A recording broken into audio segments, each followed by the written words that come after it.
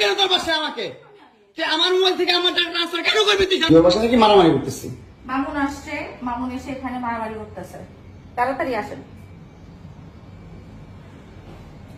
465-তে আসেন ভাই। একটা ছেলে কতটা অসহায় হইতে পারে ভাই, কতটা অসহায় হইতে পারে আমি বুঝাইতে পারবো না। আমি একটা দুইটা মামলা না, 5টা মামলা করছে এই মহিলা আমার নামে, এই জবরজাত মহিলা আমার নামে 5টা মামলা করছে। 5টা মামলা কইরা আমার যেমনে মন চাই সেমনে নাচতেছে।